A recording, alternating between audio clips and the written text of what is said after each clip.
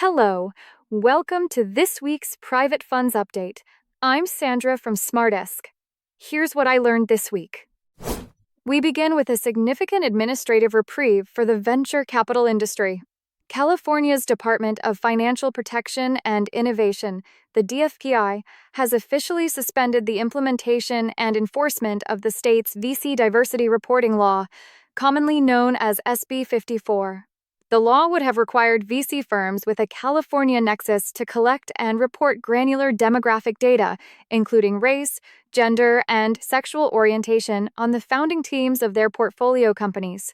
However, the DFPI has paused the program pending formal rulemaking, effectively canceling the initial March 1st reporting deadline. Regulators acknowledge that the statutory framework requires further clarification before it can be enforced. For fund managers, this means you can temporarily halt the mandatory demographic surveys during the term sheet phase, though the underlying legal challenges to the statute remain ongoing. In Washington, the Department of Justice has released its first-ever department-wide corporate enforcement policy. Historically, the rules surrounding voluntary self-disclosure and cooperation varied significantly depending on which DOJ division was handling the case. This new policy creates a unified, predictable framework across all federal criminal cases. It outlines standardized incentives, including the presumption of a declination to prosecute for companies that voluntarily self-report misconduct, fully cooperate, and remediate the issue. For private equity deal teams, this fundamentally standardizes the M&A playbook. The DOJ is effectively offering a clearer safe harbor for acquiring firms. If your post-close integration uncovers historical fraud or compliance failures at a newly acquired portfolio company, the calculus for disclosing it to the government is now uniform, and the benefits of doing so are explicitly codified. Turning to investor relations, the Institutional Limited Partners Association has released a refreshed portfolio company metrics template.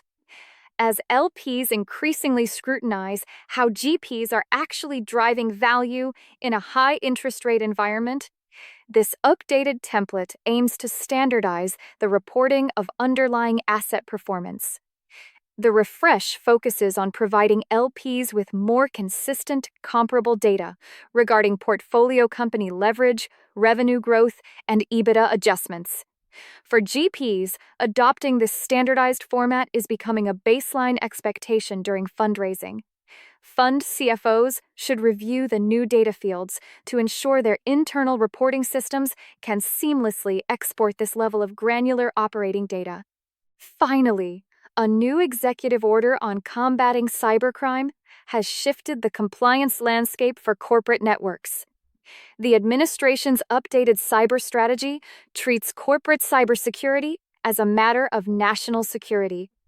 The order places stricter requirements on incident reporting and tightens the regulatory perimeter around paying ransoms, particularly concerning entities that may be subject to federal sanctions.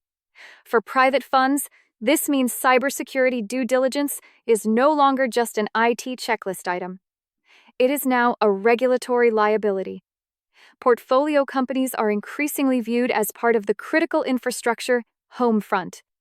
GPs must ensure that their portfolio companies' incident response plans and vendor contracts strictly align with these new federal mandates to avoid severe penalties in the event of a breach. That's it for this week.